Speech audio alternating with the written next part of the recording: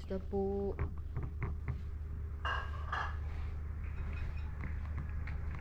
Aga nagising ang mga bata. At si Bunso nag-breakfast dito. Under the sun kasi vitamin D ba? Sabi ko dito siya. Para ano. Sit well, mama. Hold your plate. Ay, your bowl. Magandang magpa-araw kasi vitamin D. I either sit like this or sit like this. I like that. Where's your small chair? Ay, in banyo pala. Ganda ng panahon. Nagdidilig ako. Ay, nag-iimbak ako ng tubig. Hindi pa kami tapos maglinis sa labas. Marami pa. Next week siguro sa loob na.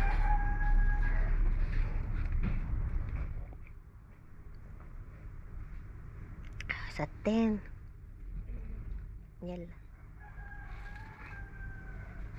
Ang puti-puti ni Kian. Dahon mama, vitamin D. It's still good the weather. Let the sun hit you. It is burning. Careful. Where is your big bowl? Did not make. Conflict kinakain nila.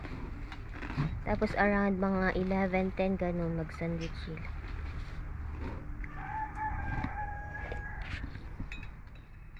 Dalawa. Kain na. Kain. Paarawain ko sila kahit 1 hour ba. Stay here until 10 o'clock. Or 9:30. Something like that.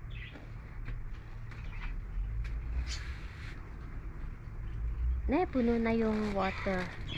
Ay pa, puno na yung tubig, pinupuno ko. Pero mag-water ako dito. Open natin dito. Puno na siya. Yay! Water natin yung pomelo para laging may tubig. Yan.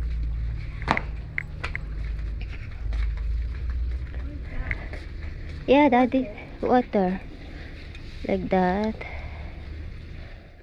Malinis na sa baba guys, pero kailangan pang tanggalin mga dahon-dahon ba. Okay. Ay, sorry mo. Hi guys! Hello po. Ginagawa ko dito. Alala niyo yung gumawa ako ng apple cider? Ito siya guys. Inaano ko siya. Nilalagay ko sa botelya kasi ubos na yung gamit ko. So, ito na lang yung natira. Wala na, paubos na. So, pag pupunta kami sa village, ako doon, maraming apple doon. Ito, binigay lang sa akin yung apple noon. Bigay ng auntie ni Johnny. So, ginawa kong apple cider. Madali lang gumawa, guys. So, ito na lang. Konti na lang natira. Sinasala, ano ko ba sa botelya? Para may gagamitin ako sa salad.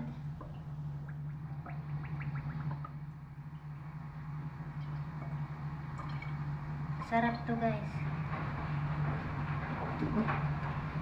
Ang tapang. Almost 2 years na ito sa akin.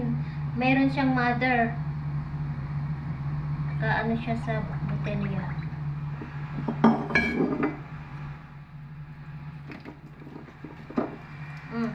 Ganda ng kulay, no? Ito na siya.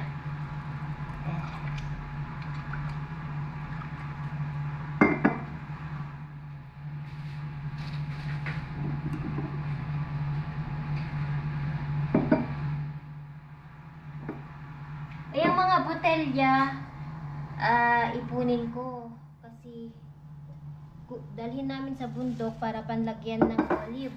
Yung olive pickles. Oo. Kailangan ni mama yan. So, gasan natin para ma-dry siya and itago natin. Ito para mayroon tayong gagamitin ang apple cider. Yan guys. Hello mga kapibahoy. Welcome to Pinoy Hawaiian Lebanon. It's time to eat. Hey. Come on, speak. Makapibahay, mami. Hi guys, who holds well the camera lang? No, they said you're... Ay, when you Hello, why hold the did you camera, change? it's lagging. Ay, it's lagging, it's shaking. Did they really say that in the Yes, comments? Yes. Ma, I don't have steady hands. Kain na po tayo. Ayan, sige. Yan, ano kasi siya, eager siya. So, hinahayaan ko lang siya na maghawak. So, ayan, like now, hindi ko balak mag-vlog. Siya ang gumawa. Kaya, alika na. Kain na tayo, guys. When you turn, galit na siya, ay upset na siya. No, don't be sad. They just say it. How do I have But because when you touch, you are shaking. You hold like just hold straight your hands like that. Jeez, It'll I be have to okay. look there and then and what's down over here? Sorry. Sorry daw, magalaw ang camera niya, ay ang pag-vlog niya. Nalakain na po tayo guys. Saan na pinggan mo anak? Mommy, I want you. Okay, I will make it like this. Yan, I remove. Pasensya din kung nag-Arabic ako. Kasi, ito na yung nakasanayan ko kahit English ako kinakausap. Alam nyo, nasanay na kasi ako guys. Sasagutin sila ng Arabic. Naglalaba ako ng uniform. Oh, look. They are what you call? Looking? She's putting the clothes. Ah, really? Putting me in the clothes. I was throwing water on us. Oh, hello guys. Naglilinis. Linis sa bahay. Tatapos lang namin kumain and ako'y naglilinis dito. Ngayon pa lang ako time maglinis.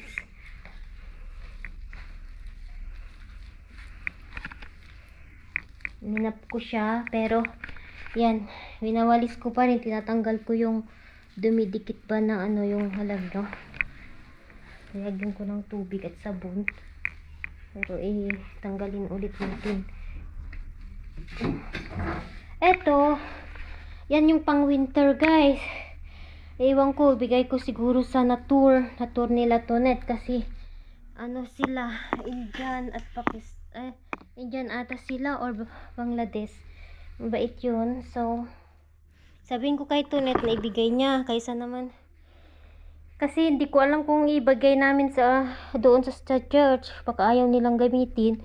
So, ito, kay mama ito. Meron na kasi kaming ganyan guys. So, isa lang. Gusto ko kasi sa winter, isa lang yung gagamitin. Kasi bihira lang naman na labhan. So, naka-stack lang dyan. Sabi ko, bigay na lang sa ibaba. Kasi, walang space. Buti sana kung may lalagyan na maluwang. Imbak ko lang sana dyan. Hindi na masisira. Kaya lang, gusto ko yung, makaluwag-luwag ba? Konti yung bahay ba? Yung matanggal yung mga ibang gamit. So, nagtatanggal talaga ako. Kasi, nagpaalam na ako sa binan ko. Okay lang naman sa kanya.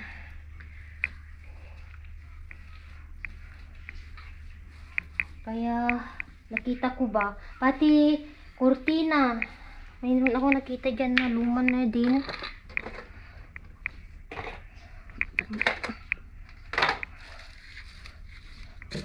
Gusto ko magpalit mamaya ng damit. Pawis na pawis ako guys. Kanina pa. Init kasi. Yes, mama. The bag. Nag-ayos. Where you put it? Where is it? Oo, yung binigay na Antoinette. Asaan na ba? I show to daddy. In the cabinet. Oh, nakakahilaw. In your closet. I think I put there. I put in my closet. Nag-ayos siya. Tinanggal namin yung guys. Alam niyo yung mga dito. Dito ba? Tinanggal ko. Tinanggal ko na yan. Pag ito ang panglagyan ng uniform ng mga bata. Para sa winter, hindi sila pasok labas dyan sa kwarto. And then, ito, nakalagay dito. Alam nyo, may ganyan siya guys. Maganda itong sofa. May lagayan sa loob. Sofa bed ito. So, tinanggal ko. At yun ang nilagay ko yung mga books dyan ba. So, ito, i-dispose ko ito. Ipamigay. Kasi meron na kaming pang winter na ganyan. So, yun. Unaayos na siya yan ito. I think, it's here. Ito pala yung binigay na Antoinette, guys. Pakita. Antoinette. Ito, pakita ko sa inyo. Nag-aayos siya yan ng closet niya. Kasi, yan lang ang closet nilang dalawa. I'm gonna use the bag if I You can can- even fit anything. No, the bag. You can use now this one, mama. Yeah, we're there. Ito ang ganda, guys. Oh. Sport shoes. At ito, ano to, Burberry? What you said? I don't know. Yeah. Oh, a corset. Yan. When I was Ito, wearing this often, Ang cute na. Pang... I tried it. It's nice. Yeah. Ito. You have to tie it. Ano to? Burberry. I'm gonna Burberry. use this Yeah, hide na. Yes, one. mama. I'm gonna wear the jeans. I don't know. Hide, uli plastic. Maganda siya. If you put something, you know. Yala. Hide your closet. Your closet, your shoes. Put it here. Back. Huh? This here. Okay. Yan, Only this isuot one. niya daw yan. Bigay ni Antoinette. Okay. So, tuloy natin yung paglilinis. Hi guys! Nagtutupi ako. Magtutupi tayo. Mountain ang bundok. Mountain ang bundok. Mountain ang labahan ko ay yung tupian ko ba.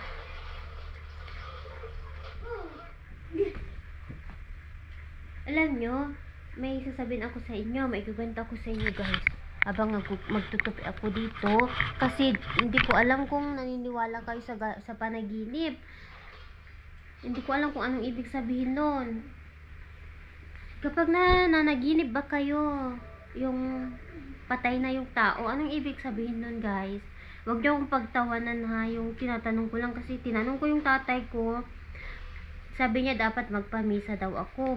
Pero sabi ko hindi naman niya ako anak, bakit ako ang magpamisa? Sabi niya nagpaparamdam sa iyo parang 'di ba kasi yung ganito, yung biran kong lalaki guys. Hindi lang una nagparamdam sa asawa ko. And then sabi ko baka kailangan yung magpamisa, sabi ko. Yung offering ba ganun. So walang imik ang asawa ko nung sinabi ko yon. Tapos, nung kagabi, nanaginip ako guys. Tapos, siya yung napanaginipan ko. Alam nyo? So, ikwento ko yung panaginip ko. Yung sa mukha niya, hindi naman siya, basta, nandun kasi si Kian. Alam nyo? Sa panaginip ko. In short, guys, nakita ko siya pero hindi naman yung matanda siya, yung mukha niya bata naman siya, yung hindi naman na bata na gaya kay Kira, yung parang in the age na hindi pa siya matanda, ganyan nakita ko. And then tinanong ko nasaan si Kian, tinanong ko siya kung nasaan niya nilagay si Kian kasi hinahanap ko si Kian. Yun yung panaginip ko guys. And then sabi niya nasa kabilang kwarto. O di kunin ko na sana, pero sabi niya dito ka lang, sabi niya sa akin. And then di tumayo ako sa niya, pero doon na nakahiga siya. Tapos nakapajama yung biyanan ko. Yung biyanan ko naman na babae nakatayo sa harapan niya. And then sabi niya tumayo yung biyanan kong lalaki sa panaginip ko ba. May hinahanap siya guys, pero may hawak siyang mga coins. And then pumunta siya sa, alam niyo, umikot-ikot siya sa, hindi dito sa bahay, sa isang lugar, basta nasa ewan ko kung bakit sa bahay na merong maluwang na na space. Tapos may hinahanap siya. Di nakita ko na naghahanap siya. Sabi ng biyanan kong babae, tumayo siya. Sabi niya, ito ba yung hinahanap mo? Parang naghahanap siya ng pera. Nung pinakita ng binan ko yung nasa bulsa niya, bilis lang yung panaginip ko guys. Pero ikwento ko lang ba, ang daming pera na pinakita yung binan ko na alam nyo na lira-lira, yung 100 na ganyan kakapal. Tapos nung pinakita na sa kanya yung pera, tinawag na niya yung biyanan ko na alika na, matulog na tayo. Inaantok na ako, yun ang sabi niya, guys. And then nung sabi ko, pwede ko nang kunin si Kian, sabi ko, oo, pwede mo nang kunin. Di tumakbo na ako, umiiyak na ako, guys. Tapos tumakbo ako sa kwarto. Yun yung last na pero hindi ko nakita si Kian sa scene. Pero yung sa panaginip ko, hinahanap ko si Kian. So, yun yung last na panaginip ko. And then, nanaginip ulit si Mr. Nanaginip ulit siya, guys. So, pangalawang beses na naginip si Mr. Siya din ang panaginip niya. And ako, nanaginip ako na siya din ang panaginip ko. So, alam nyo, mamaya siguro or bukas, pupunta ako sa church. Kahit sabi ko kay Mr. parang kung hindi nyo gagawin, ako na lang gagawa, sabi ko. Kasi parang ganun ba yun, guys? Ewan ko, kasi yung iba hindi naniniwala ba. Pero bakit ganun? Nanaginip ako siya. Dalawa kami ng asawa ko na nanaginipan namin. So, ewan ko. Pero sabi ng tatay ko, anak, sabi niya, magpamisa ka. Kahit wag mo nang sabihin kung ayaw nila. Kahit ikaw na lang magpamisa, sabi niya. Kaya, paano kung magalit si Johnny, sabi ko, baka hindi siya pabor. Pero sabi naman ng asawa ko, sa Sunday daw, pero sabi niya, i-pray na lang daw niya. Yung alam nyo, sabi ko naman, iba yun, dapat mag-mass offering tayo, sabi ko.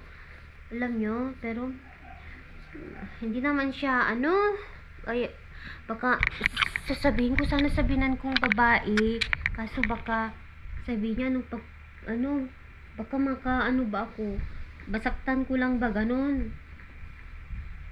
Alam nyo, so, di ko alam kung anong gagawin ko, guys.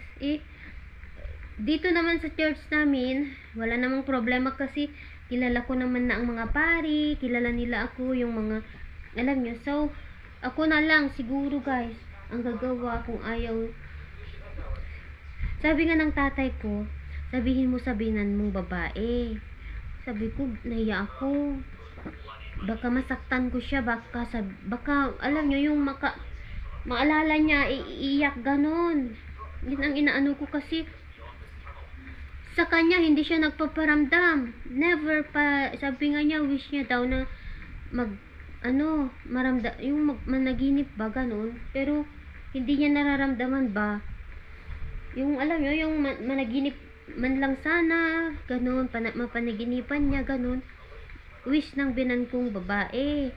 Pero, hindi naman nangyayari. Kami naman ng asawa ko. Bakit ganun? Kami ng asawa ko, guys, ang laging nananaginip. Sabi ko, baka may kasalanan ako, ganun. Pero wala naman akong alam na kasalanan.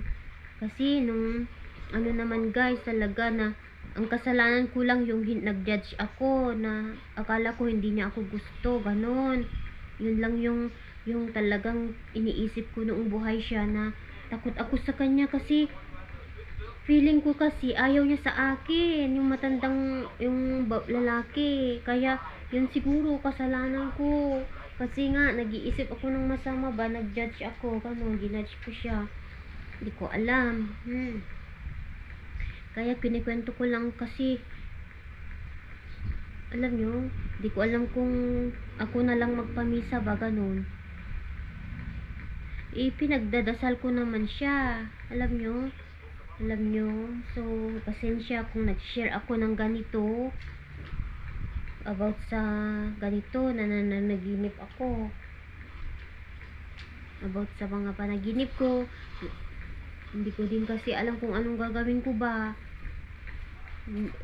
Kayo yung mga naniniwala lang ba sa panaginip, ganun, na bakit nagpaparamdam yung patay na ganun, tapos 2 beses, pangatlong beses sa ngayong last week, ngayon parehas pa kami ng asawa ko na nananaginip sa kanya.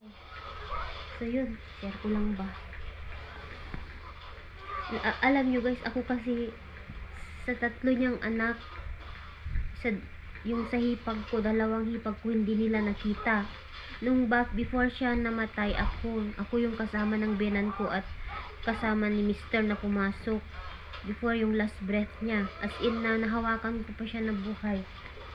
Yung 2 kasi na anak kapatid ni Mr., meron silang trabaho that time. So, nung nahugutan na siya ng hininga, andun ako mismo.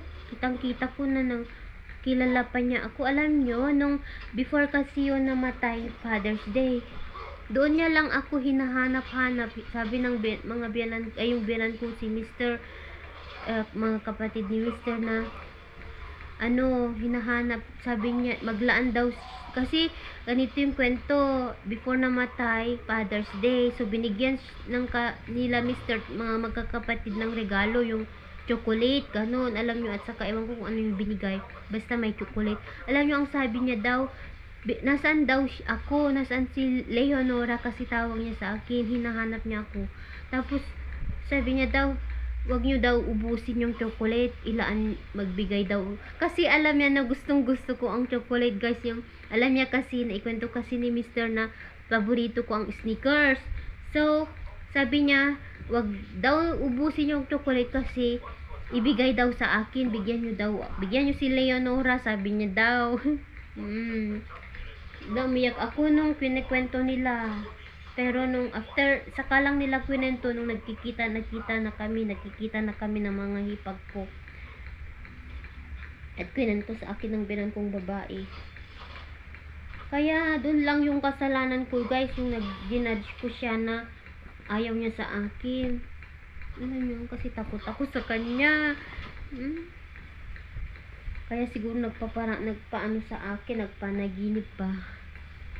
Nagpakita sa panaginip ko.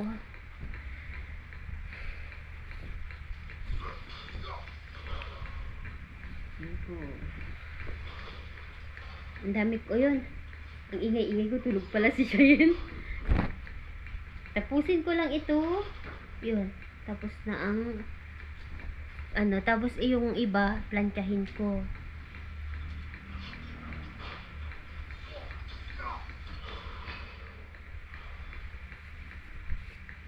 Ayan, mamaya ulit guys.